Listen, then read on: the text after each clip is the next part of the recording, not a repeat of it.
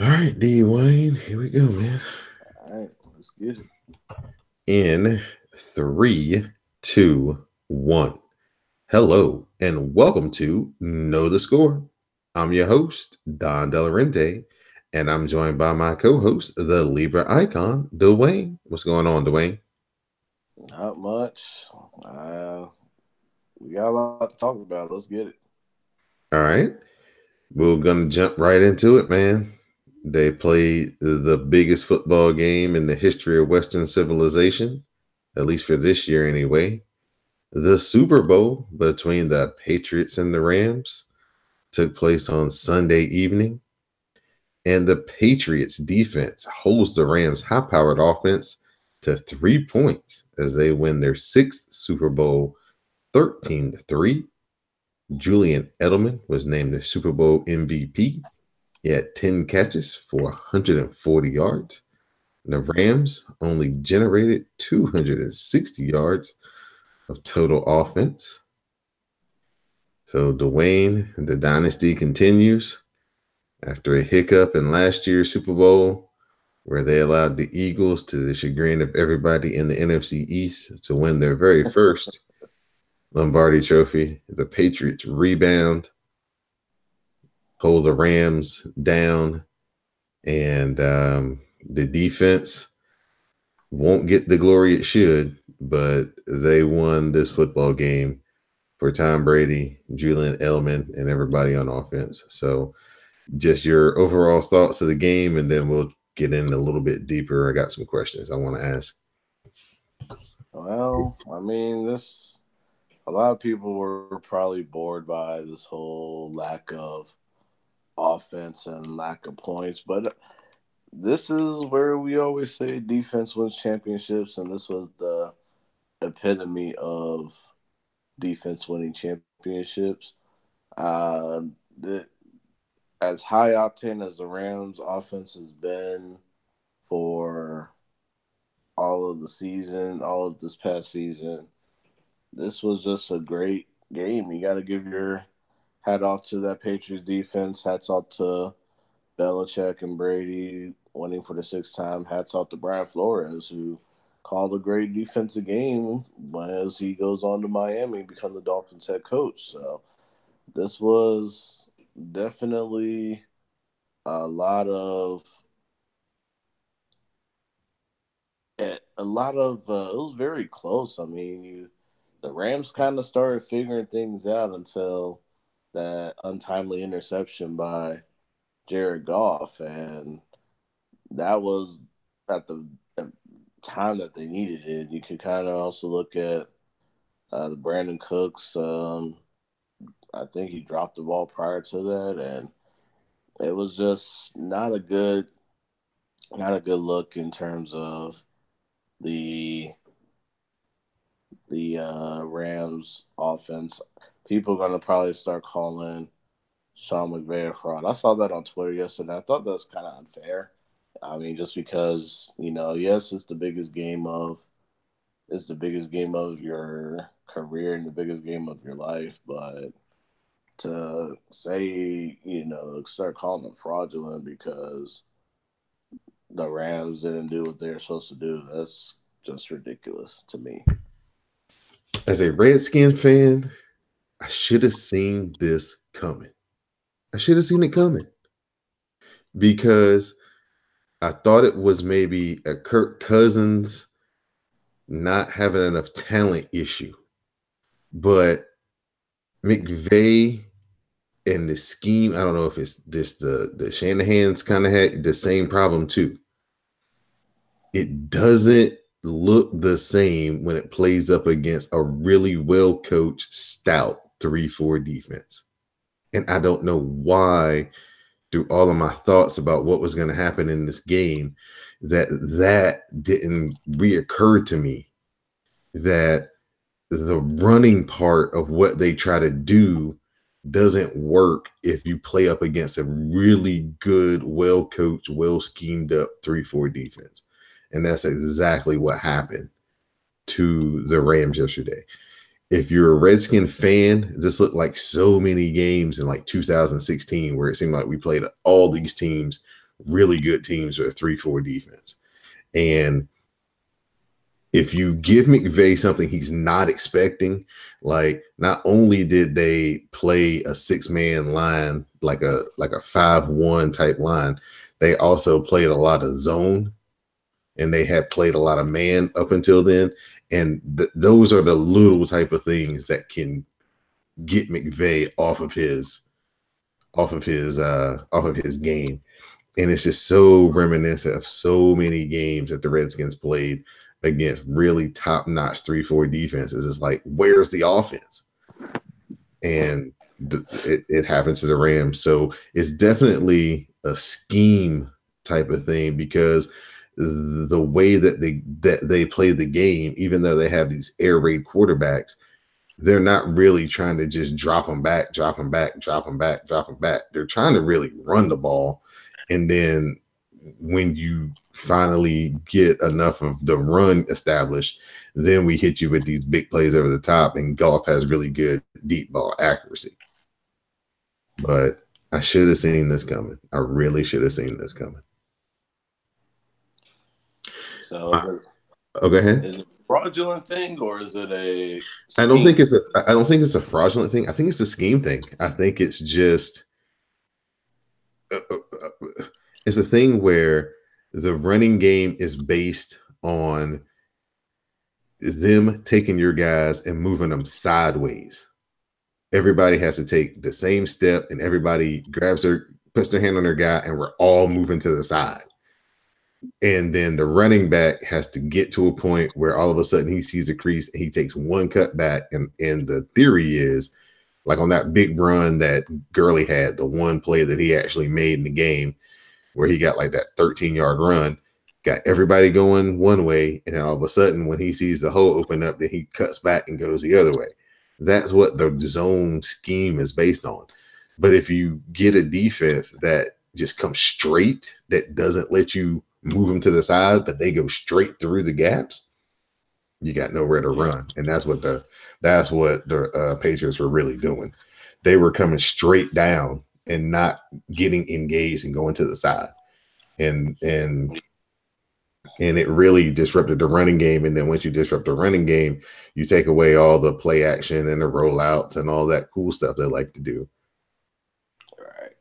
It's just Belichick doing things. But my most impressive things to me for the Patriots will be the offense, because they've been at the forefront of the college stuff. They were doing the Chip Kelly stuff, going 5 wide, no huddle, keeping Gronk and Hernandez on the field and doing whatever they wanted to do. They could go 2 tight ends, they could go slot, they could do whatever they wanted to do, just kept the same personnel on the field, and they just run plays. Remember that version of the Patriots. Yeah.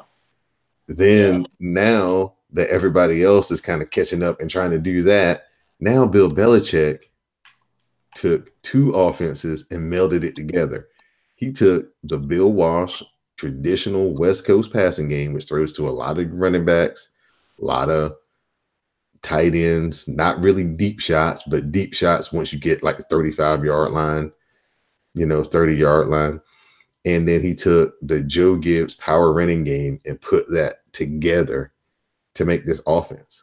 And is phenomenal. The way that they were running the football, even against the Rams, who, held their own. It didn't seem like that they were gashing them, but they ended up with like over 130 yards as a team rushing. Right. Brady did not play well. His accuracy was off. If it wasn't for Edelman, his game would have been horrible. Right. His accuracy was off. Hogan was a no-show. James White didn't seem to really be a big part of the passing game. Maybe the Rams had, something figured out on him. So, yeah, Edelman was the one guy who was doing work. And then, Brady just caught him in that one defense where they had their base defense on the field, and they caught him in that situation where they started in the spread and caught him off guard. They thought they were going to load up in their heavy offense, and they didn't. And then they got them spread out, and they ran the same play 3 times in a row. And the last one ended up with the big play to Gronk, got him down to the 1. Sony Michel runs ball in, and then there's your There's your difference right there. So, Mm-hmm. but it's just funny that a season dominated by offense culminated into a defensive struggle at the Super Bowl because, even though the Patriots were the winning team, we cannot, discredit or sell short what the Rams did on defense. They really slowed the Patriots down. I mean, this game could have been out of hand because of the lack of offense and the punting. I think they punted 7 straight drives. I think the Rams did. 8. Yeah, so this could have been one of those games where if the defense of the Rams wasn't holding up their end, that this could have been out of hand and early. So, got to give a big tip of the cap to Wade Phillips and what he was doing over there. He had Tom Brady confused.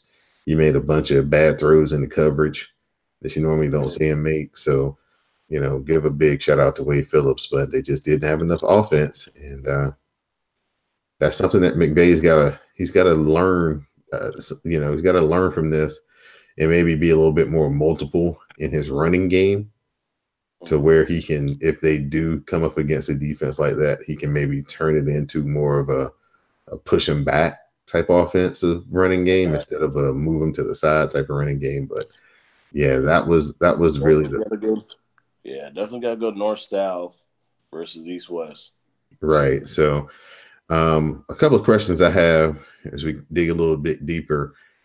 Edelman now with his 10 catches has moved into second place all time in the postseason on the all-time catch list behind Jerry Rice. I don't know if he's going to be playing with Tom Brady long enough to catch Jerry Rice, but a lot of people since the championship game have been kind of tossing around, Hall of Fame type credentials for Edelman.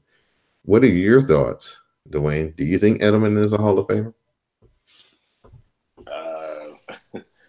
The only I would have to say this. We would have to see. I guess it's kind of a take him out of the system, see how he does. I mean, we could, if Danny Amendola was there, we would be saying that about him. If Wes Welker was there, we'd be saying that about him.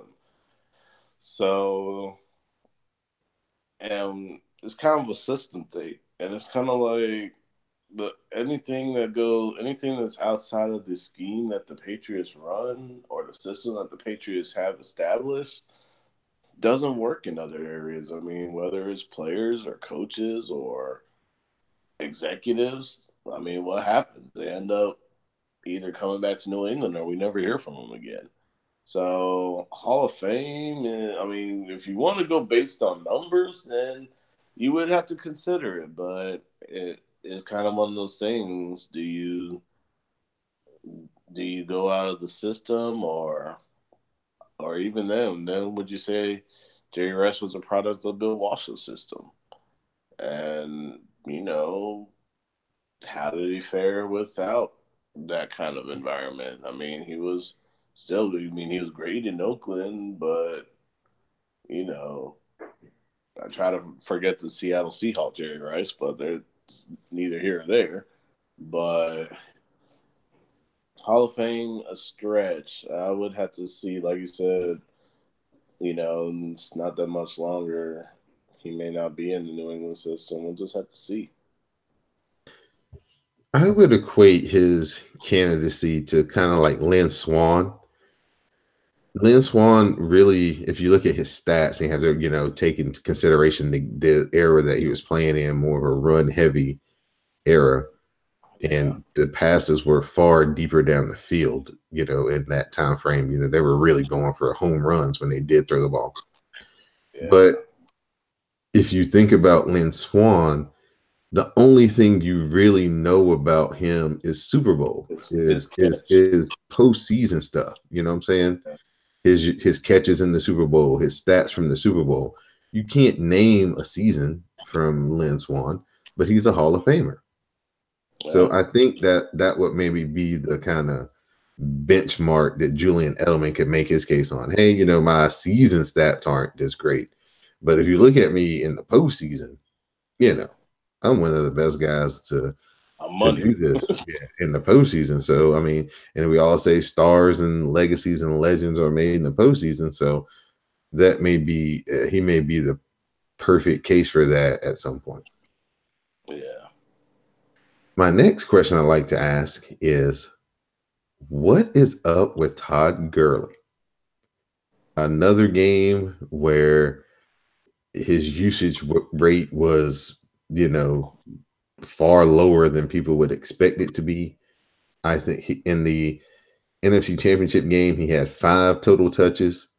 I think in this game, he was up to like 11, with all reports saying that he was healthy, that he was good. He wasn't feeling any ill effects of the knee that had been, aggravating him for the last month or so. So, in your estimation, Dwayne, was there something? Is there something more to this Gurley and McVay type thing that maybe we haven't heard in your estimation, or did you just think that he felt that CJ Anderson was fresher and could take more of the load? I mean, they didn't run it that much, but CJ Anderson did get a bulk of the work. That's a good question. I maybe there's something going on behind the scenes. I mean, I heard reports of his knee happening. There's something wrong with his knee. Um, I'm not sure. We would have to kind of see if there's any reports that come out that kind of depict the dynamic or relationship between the two. If there's anything going on between the two, we would have to kind of just wait and see how that goes. But I would say that I would say we would probably need to figure out what is going on with Todd Gurley. I sure could have used that when this Todd Gurley when fantasy football is going on against a few of my opponents, but that's neither here nor there. But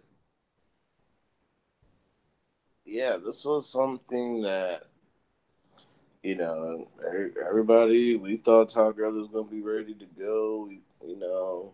There was a little blip of what Todd Gurley was capable of doing, but we only saw that for what, like one play, Yeah. and now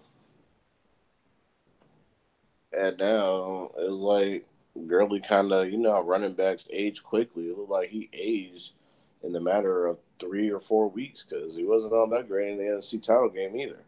So the only thing I can say from this point in regards to Todd Gurley is that if he is injured, I hope he gets that corrected in the offseason so he can come back and be that dominant self. Or maybe this is just the playoff Todd Gurley. Maybe this is just, who he is, which I hate to say, but that's a possibility that's true. Yeah, it'd be very curious to see how he bounces back in the preseason and what comes out a little bit later in the offseason. Maybe there'll be a story or something regarding, the way that he was used in these last 2 most important games of the Rams season. So before we move away from the NFL, this weekend also brings the NFL honors and the Hall of Fame announcements. So Patrick Mahomes, he wins the league MVP and Offensive Player of the Year. Don't think that was any surprise there.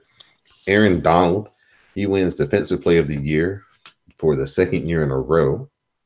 Saquon Barkley, he edged out Baker Mayfield for the Offensive Rookie of the Year. And Darius Leonard of the Colts edged out Derwin James and was named the Defensive Rookie of the Year. Matt Nagy of the Chicago Bears was named Coach of the Year. And, Told you, Dave. and our new Hall of Famers are Tony Gonzalez, Champ Bailey, Ty Law, Ed Reed, and Kevin Mawae, offensive lineman from the New York Jets. So anything you want to comment on as far as the awards or the next class of the Hall of Fame goes, Dwayne? Well, I was hoping the Baker effect would have landed in the Rookie of the Year, but it was well deserved from Saquon Barkley. Derwin James was a big difference maker in Indy for the Colts. Patrick Mahomes, year two, I mean year one essentially, because as a starter he gets MVP, which shows just it was worth that pick. Remember how many people questioned that pick when the Chiefs drafted him, but it looks like they knew what they were doing. And then the Hall of Fame class is probably the most deserving Hall of Fame class I've seen in a long time. I have no arguments, no qualms, no dissension on any of the guys who got in. Congratulations to all of them. Yeah, this is definitely going to be a. I think Kevin Mawai may have a lot of people kind of shaking their head, and maybe Ty Law, maybe a little bit of no, yeah, and then you start thinking about it, and you start looking at the numbers, like, yeah, okay, but Gonzalez, Champ Bailey, Ed Reed for sure. One maybe the best pass catching tight end to ever play. One of the truly lockdown corners in Champ Bailey, and then maybe the greatest safety of all time in Ed Reed. So, and the greatest tight end of all time. Pass catching tight end. I don't know how good he was at blocking, but he sure could catch though. I mean, that's what I was referring to. We in the age where tight ends receive now. So Yeah, so congratulations to those guys, and I look forward to their Hall of Fame speeches later this summer. This is Know the Score. I'm your host, Don Delarente. I'm joined by my host, Dwayne, the Libra icon. And you can find Know the Score on the CSPN.us on the web, also on iTunes, SoundCloud, Google Play, Stitcher Radio, and Spotify. We're going to move over to the NBA, Dwayne. Got a lot of people asking for a lot of things in the NBA. Most notably, Anthony Davis. He requested a trade.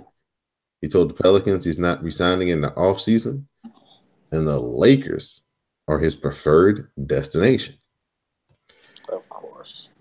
But this gets tricky because, as we all know, the Lakers will have to do a lot to get Anthony Davis there, which means that they would have to take these young players that they've been trying to mold and groom and shape for LeBron, get rid of most of them to bring this generational talent in, and then hope that they can attract maybe one more guy and then have a bunch of, spare parts as their, the rest of their starting five and their bench players. But Boston, they have all the assets in the world, but they can't get into the situation until the summertime comes, because for this to happen for them, they have to figure out something to do with Kyrie Irving. So everybody doesn't trust the Pelicans front office in handling this situation. The Lakers seem to have tried to get over on them with their first offer. By all estimations, it was a low ball. Reports have come out that the Lakers have sent a second trade offer, which is a much more significant offer. So it looks like we're picking up steam on this Anthony Davis to the Lakers in a couple of days, type of situation. So how would this, in your estimation, shift the balance of power if the Lakers, even because, they're going to have to give up Ball, Ingram, somebody. They're probably going to keep everybody. Yeah, I was about to say, if I'm the Lakers, you have everybody but LeBron and Kuzma. I'm going to need somebody who can shoot. All right. I mean, if they get Davis, they get a shooter. But, however, yeah, this is, I mean, it's worth it in terms of, getting a generational talent, but how are you going to pay for everybody, for one? And then for two, like you alluded to, you're going to pretty much be unloading everybody if you get them. So, I mean, the balance of power really isn't going to shift that much. I mean, you still got to catch the Warriors. You still got the Rockets to worry about. And you got other teams that are still in the mix, And as for Boston, I mean, he's already kind of made it kind of clear he would only be a rental player in Boston, especially with his dad's scathing response to Boston kind of being a preferred destination. I mean, of course, his whole thing was the whole Isaiah Thomas, how he handled it, but you kind of got to look at Isaiah Thomas or Kyrie Irving. Yes, Isaiah Thomas, and you already know how I wasn't really a fan of this trade initially, anyway, and I wasn't the biggest fan of it. I kind of felt like, hey, this is something that Boston shouldn't do. And, now they're kind of handicapped with that Rose rule. But we shall see. It's kind of one of those things where we just got to wait and see what happens here in terms of the suitors that Anthony Davis has. And then the Knicks are a preferred destination. I wouldn't want to go to New York. I mean, the Knicks are still the Knicks. They still have James Dolan as the owner. And as long as James Dolan is the owner of that team, there's going to be some sense of dysfunction. So, you might want to reconsider that. Speaking of the New York Knicks, Kristaps Porzingis Anyway, he met with the front office to request a trade. And hours later, he was dealt to Dallas for Dennis Smith Jr., DeAndre Jordan, and 2 future first-round draft picks. So it's funny how sports work. The Knicks ended up still getting the guy that everybody thought they should have drafted last year. Yeah. And Dennis Smith Jr. They get DeAndre Jordan, who I guess will take the place of Enes Kanter when they can figure out where they're going to send him. If they don't buy him out. Yeah, or they're getting ready to buy him out. I think they got Wesley Matthews as well. The Knicks did. Going to buy him out too. Yep. So Dennis Smith and DeAndre Jordan are probably going to be the 2 major pieces that they end up keeping as far as the Knicks go. But let's look at this from Dallas's perspective. You've got Dirk Nowitzki, his final year. I don't know why the situation couldn't work between Dennis Smith and Luka, but for some reason, Dennis Smith has to go, so he's gone now. So how do you see this Luka Kristaps Porzingis thing working out? Presumably next year, because it's been reported that Porzingis, who suffered an ACL injury last year, will not play at all this year. Well, we're going to have to see. I think it'll probably work. I mean, you got Luka,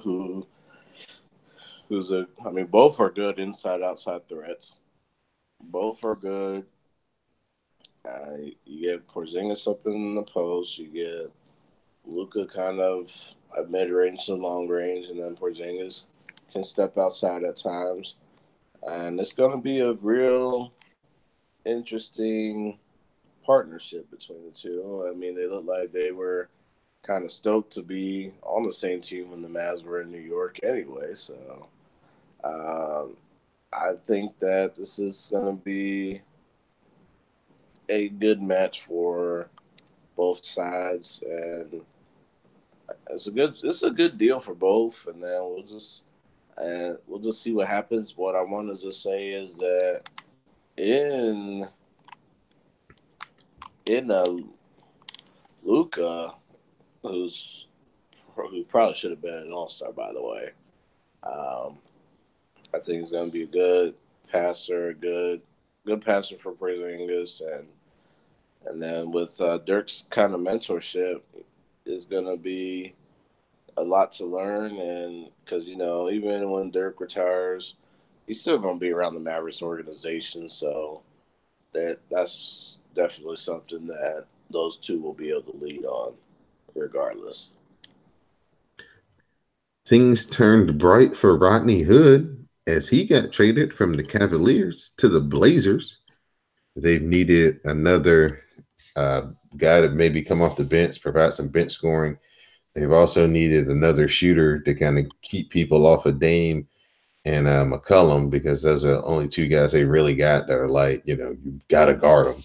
So Rodney Hood is another scorer, slasher. He's got ability to make threes. So it gives them another perimeter player that they expect to at least get some teams to, maybe low 20 games out of off the bench or in a starting role. So how do you see Rodney Hood adding his firepower to the Blazers? Do you think that it can, get them past the first round of the playoffs once we start in the Western Conference? Yeah, they'll get past the first round. Now that'll definitely be something we have to see if they go any further than the first round. But they needed firepower, and like you said, Dame and CJ were the only two ones given that to Portland. So getting a guy like Rodney Hood, who's kind of wasting away in Cleveland anyway, and so this was a good move. This was a much needed move for him, and we just need to be patient, let the guys kind of gel, let them figure out how they're going to get along and make the most of the situation. And our last subject is, you alluded to it earlier. I was going to ask you who you thought was the biggest all-star snub between Luka Doncic, DeMar DeRozan, or Rudy Gobert. But I think you may have tipped your hand when we were talking about the trade of Porzingis to Dallas. You thought that Luka should have been on there, huh? I think Luka should have been on, and I also think that DeMar DeRozan. But the West is so loaded with talent; it's kind of hard to pick just one player. So it's one of those things where somebody's going to get snubbed regardless. The biggest snub over the last few years has been Damian Lillard, but he finally got his All-Star nod, which has been well-deserving. So I just can't wait the All-Star draft actually happened, didn't it? I thought they were going to televise it. I know the teams. I know the starters, quote unquote starters, were announced, because they still vote the same way, where you vote for 5 in the East and you vote for 5 in the West. But we're gonna have that same thing this year where they mix it up, where they're gonna have two LeBron and Giannis are gonna be the captains and they're gonna pick. Yeah, I think maybe it's on a different day. I guess I thought it was gonna be that Sunday, but I might be wrong. Yeah, I thought that I saw a report where they said that they were going to televise it. Yeah. Yeah, because it didn't get televised last year, and people kind of were like, why? Right. Before we leave the NBA, let's just talk about some notable things that are going on. James Harden still on that impressive scoring streak. He scored 30 points or more in like 31 or 32 straight games. Even with the return of Chris Paul, he's still lighting it up. Klay Thompson, I think it was against the Bulls, was it? Where he hit his first 10 threes. Yeah. He was 10 for 11 in that game. And then Steph Curry the other night in a loss against Philadelphia, where Klay Thompson missed a game because he was sick. He made 10 threes in that particular game. So just some pretty good efforts out here by the teams in the West. The Nuggets beat the Rockets, handled them, beat them by double figures. So they're the best team in the West currently, and People ain't talking about them either, which is something where you probably need to start paying attention to Denver. yeah, and they've got a couple of guys hurt right now. Murray wasn't playing in that game. He was on the bench, and they still handled the Rockets pretty soundly. So, with them, it's all about, can they handle, the second half of the season after the All-Star game. And then once the games start to really, really matter, how they perform in the playoffs. They don't have any experience on their team as far as playoff experience goes. And that's always, a scary proposition for, a team when they're going, this is their first time in this situation where they don't really have anybody they can kind of lean on in a tight spot. They may be the number one seed, but if things don't quite go right or they don't handle the pressure right, they get bounced out in the first round. It's possible because the West is that strong. Yeah, the West is that strong, but there's been. I mean, they're well coached. They got great talent. I mean, Murray injured aside. I mean, you got Jokic, who's a beast. And one thing about Jokic that many people don't know is how good of a passer he is. The man can really dish the rock, and I think they are a team. I mean, we'll have to see. Like you said, we'll keep an eye on the second half and the postseason. I don't think they're going to be it will depend on who's the A seed. It will say that if it's like, I'll say maybe even someone like Sacramento, who's been playing very well this season, and even I think the Lakers are still on the outside looking in right now. That would be a different story. So Yeah, they're ninth right now. The Lakers are. yeah, we'll see what happens there. Because save the Lakers with or without AD get the 8th seed, that would be a problem for the Nuggets, definitely. Because playoff LeBron is different from regular season LeBron, obviously. And before we close out the NBA and I turn it over to you for your final thought, is there anybody coming up on the trade deadline that you see moving? Do you think that the Hornets are going to make a move to try to get some more talent in there because they're on the outside looking in barely at the playoffs? Or do you think that this is the season where they move Kimba and they finally start a rebuilding project, even though, he says he doesn't want to go anywhere?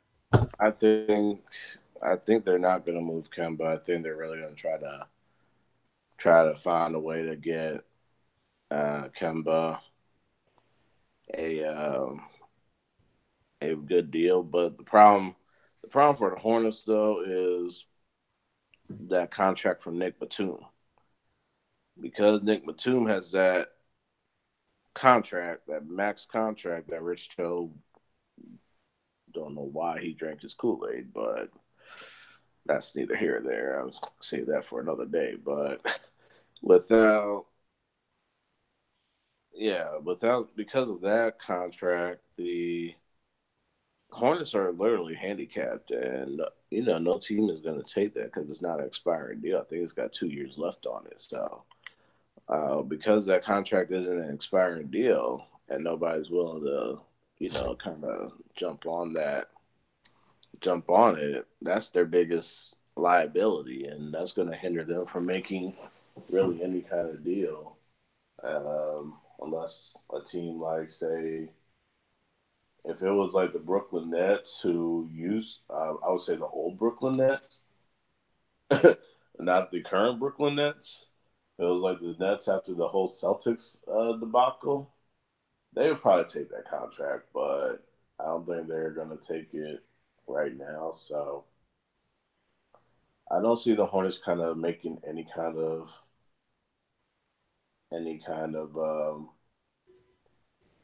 moves. It will if they do somehow. If Mitch Kupchak's able to get out of that contract, that Batum contract, then I would. I know he wouldn't get executive of the year, but I would give it to him because anybody that can kind of get out of that contract, much like how the Hawks got out of that Joe Johnson contract. Well, you remember when Joe Johnson got that max deal, and we kind of called him the ski mask all star for stealing all that money. Um, when the Hawks got out of that contract, you know, it's kind of similar to that. All right. So at this point, I'm going to turn it over to you so you can give your shout outs and your final thought for this episode. All right. Shout outs to all the listeners. Thank you for listening as always. Shout out to my family. Thank you for all the support. Once again, thank you for having me on here, Don, as always. And my final thought is football is continuing. Not the NFL, but the AAF, the Americans Alliance of Football, which really is kind of founded and ran by former NFL executives, players, and things of that sort. Kind of will be it will be a secondary league for those who always are whining and complaining about how football is not there. You have your alternative this time around. Um, and it's called the AAF, the Americans Alliance of Football. There will be 8 teams in the season. I want to say one of them will be. I want to say one of them will be in Atlanta. You got Atlanta, Memphis, Birmingham, and Orlando in the Eastern Conference, and then in the Western Conference you have Arizona, who will be playing at Sun Devil Stadium, Salt Lake City, San Antonio, and there's one more, San Diego. So San Diego has a football team again. And then so they'll be playing. I want to say it's like 8 weeks out the season, and then once the season's over, 2 teams will take the championship. No, 2 teams will from each conference will make the playoffs, and then they will then go against one another for the championship. So it's something to kind of fall back on. Might not be the NFL, but it does have a lot of NFL influence. They have a TV deal with CBS, and they have CBS Sports, NFL Network. So the NFL is essentially backing it by playing the games on the NFL Network, and then Turner Sports. So Turner Sports is in this too. So they got a lot of backing, and Steve Spurrier is going to be the head coach of the Orlando team. Mike Martz is coaching the San Diego team. So you'll see some recognizable names, names you probably forgot about or haven't seen in a while. It's gonna be interesting. I'm at least gonna check out the first game, and then if it's interesting talent wise, then we'll just go from there and see what happens. All righty. I'd like to give a shout out to Dwayne, the Libra icon, for joining me this week. Give a shout out to everybody who listens and downloads and rates and reviews the podcast. Thank you very much. Give a shout out to all the podcasters here on the network. Also, please head over to cspn.us. Please click on the tab that says keep our podcast free at the top of the page. Help keep our podcast free by supporting our sponsors.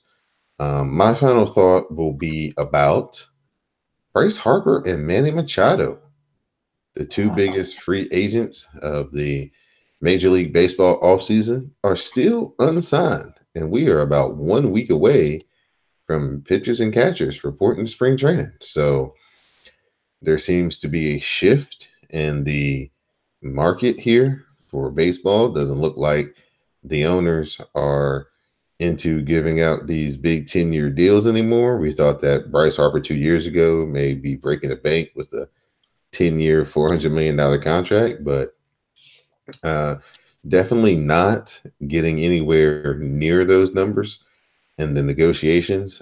He's talked to the Phillies, he's talked to the Padres, the White Sox. They've also talked to Manny Machado as well. So we're coming down here to the ninth hour, and these guys still don't have a team. So it's very interesting what's going on right now in baseball. They're kind of changing their economics. It looks like the owners have kind of smartened up and realized that it's not smart to give a 25-year-old guy a 10-year contract because you'll never get your full investment out of those last 3 to 5 years.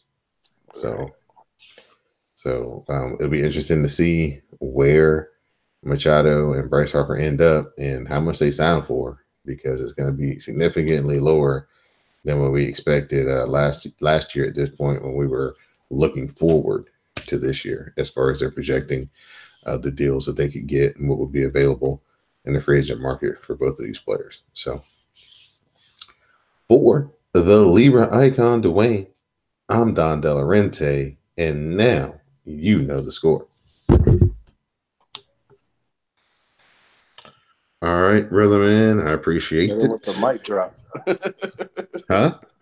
So you hit him with the mic drop. I was trying to hit the pause button and bump into my other mic by accident. Gotcha. Yeah, my backup. So, yeah, man. I forgot to talk. You know who I forgot? Who's coaching the Memphis team? Who? Mike Singletary. We want winners.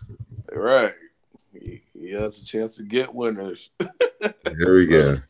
That's going to be interesting. I might check out a game, but it's not going to be. All I'm saying. At least check out a game, Yeah, it's not going to be on my radar every week. Like, oh, shit, I got to watch this springtime football game. Right. Well, I got to check out Orlando and San Antonio, or Orlando and Right. So, but I think what just interests me the most about it is how much NFL influence is on there, because it's hard. Like, it is very hard to, and they're not trying to compete with the NFL. That's what makes it more interesting. Mm-hmm. I heard that the XFL were in talks with trying to get on ESPN and Fox. Yeah. So it'd be interesting to see what happens with them. Right. But looks like Vince is kind of out of the way this time, so they seem to be getting a lot more legitimate, things around it this time. Yeah. Because as long as you don't have any WWE influence like you did the first time, you straight. Yeah, they should be good. Should be good. Yeah. All right, man. Let me jump on this and get set up for Monday Night Raw. Yes. All right, man. And I'll be hitting you up to see, when we can talk again, or we'll probably just do a heavy college basketball show coming up the next week or so. Let's see. I'm off this weekend, and then I'll start my 3-day week the next week, starting on Monday. So if you're free on like Thursday or Friday in the morning or afternoon, we can do something maybe. I'll let you know, because I've just been making Sunday, Mondays my new days off. So okay, all right. I'll see what's up. I'll work around it. Okay, man. I'll hit you up. All right, cool. All right, man. Have a good night. All right, you too. Later.